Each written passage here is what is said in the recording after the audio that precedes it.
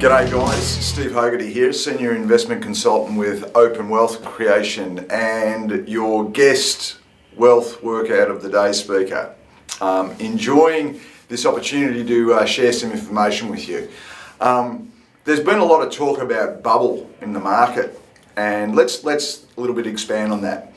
There really has never been any real proof of property prices diving. Funnily enough, you can go back to 1971 and pull out articles where they talk about bubble, and all of this sort of white noise, as Cam puts it, is being recycled and rehashed sort of every time property starts to move a little bit.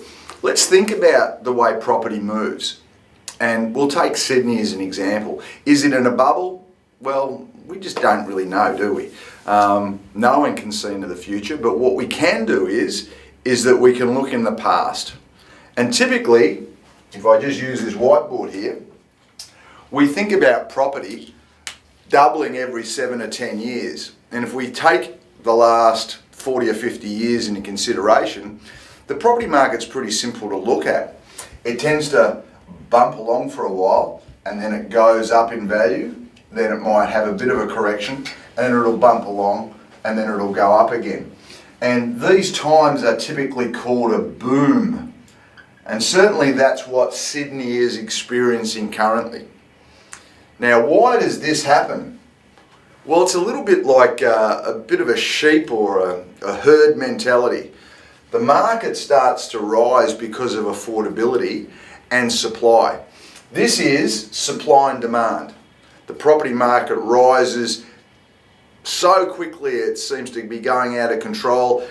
When it starts to happen, everyone's saying it's fantastic, all the newspaper articles are wonderful, and it gets to about here and everything's doom and gloom. It's going to burst, it's going to be too big, it's unaffordable.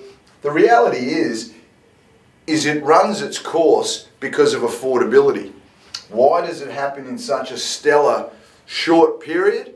Is typically because the market itself is run by fear. Everyone's scared of missing out, and everyone runs towards a certain area. So Sydney currently is in this boom period. How long can it last? Well, it's really going to last as far as affordability is concerned.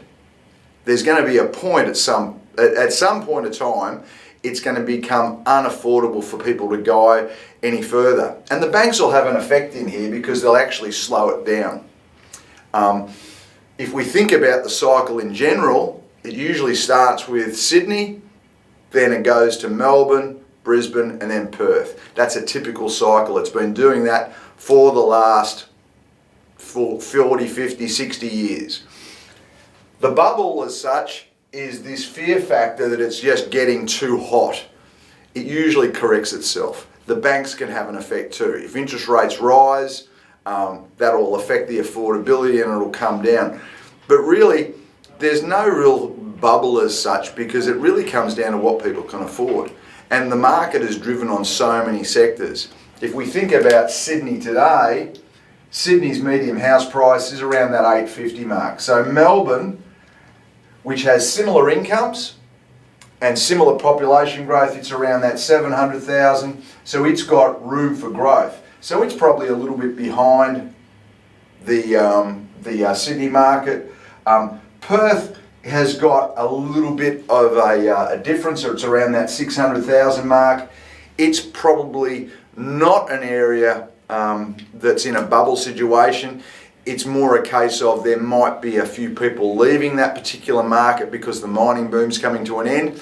So it's probably got enough supply currently, and there's probably not a massive amount of investment. And the Brisbane market is certainly one to keep your eye on because it's got a $500,000 median house price. It's got a massive amount of disparity in that market with a massive amount of population growth. There's really only one reason why property grows in value: supply and demand. The bubble is basically a lot of white noise. Hope that helps.